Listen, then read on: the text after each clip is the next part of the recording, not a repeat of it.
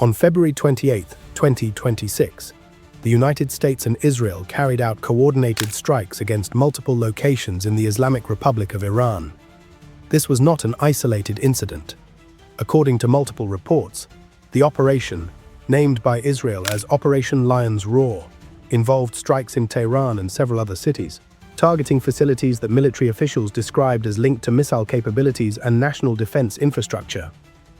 The strikes marked a significant escalation in long-running tensions between Iran and the West over issues including nuclear development and regional security. Shortly after these strikes, Iranian authorities responded. Iran's Islamic Revolutionary Guard Corps announced it had launched missiles and drones toward Israel.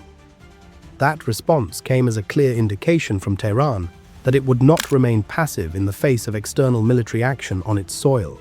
Iranian officials framed their actions as a response to what they called an aggression against the Islamic Republic, signaling that the country sees regional security as a matter of sovereignty and national interest. This exchange has not only affected the military landscape, but also civilian life and infrastructure across the region. Both Iran and Israel temporarily closed their airspace in the immediate aftermath, and several neighbouring countries, including Iraq, also restricted their skies as a precaution. Commercial airlines from Europe and the Middle East suspended flights through the area, rerouting services to avoid potential risks, illustrating how regional tensions can have global economic effects. What happens next after Iran struck back following recent military action by the United States and Israel? If you want a clear and balanced explanation, make sure you subscribe and turn on notifications, because understanding both sides of this story is critical as the situation continues to evolve.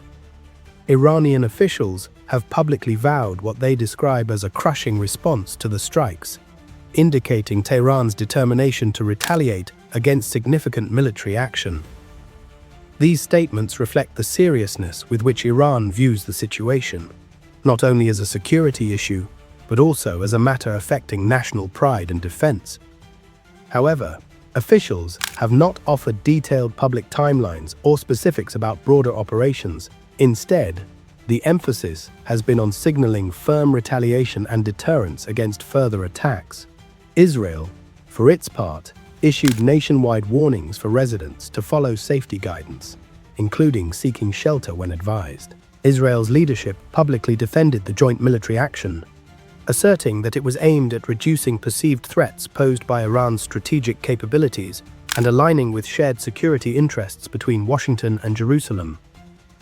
Statements from U.S. officials also affirmed that the United States participated in the operation, framing it as a measure intended to uphold regional stability and address long-standing security concerns. The rapid sequence of events has heightened diplomatic efforts as well. Several governments and international organizations have called for restraint and encouraged diplomatic engagement to prevent further escalation. This reflects widespread concern that what began as a series of military actions could evolve into a broader regional conflict with unpredictable consequences for neighboring states and global energy markets. Civilian populations in affected areas have also been warned to remain vigilant and follow local authorities' instructions for safety. While the situation appears tense and unpredictable, it is important to understand that these developments are part of a long-standing and complex geopolitical context. Past conflicts between Iran and regional actors, including earlier waves of missile exchanges and security incidents, provide some historical background for the current environment. These recurring dynamics illustrate that direct confrontations often unfold in multiple stages, with periods of negotiation, deterrence, and limited military engagement interspersed over time. As this situation continues to unfold, analysts caution that a broader conflict involving multiple nations is not inevitable.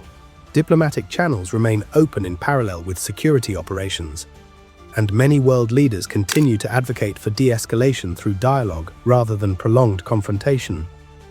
The presence of travel advisories and embassy alerts also highlights the international community's attention to civilian safety amidst elevated tensions. So, what's the current picture? The United States and Israel carried out coordinated strikes on Iranian territory in late February 2026, citing regional security concerns. Iran responded by launching missiles and drones toward Israeli territory, marking a significant act of retaliation. Airspace closures and civilian safety advisories were implemented by multiple countries in the region. Statements from Iranian officials emphasize a strong response, while Western leaders stress caution and defensive priorities. Diplomatic efforts and international calls for restraint continue alongside these exchanges. For now, the situation remains fluid and unpredictable. What started as a targeted military operation has evolved into a broader regional flashpoint involving multiple nations, civilian safety concerns, and global strategic interests. Whether this leads to a larger confrontation or a renewed push toward negotiation will depend on diplomatic engagement and decisions made in the coming hours and days. If you want clear and balanced explanations of world events like this, beyond the headlines, like the video, subscribe, and turn on notifications. These developments affect millions of lives, and understanding them fully is more important than ever.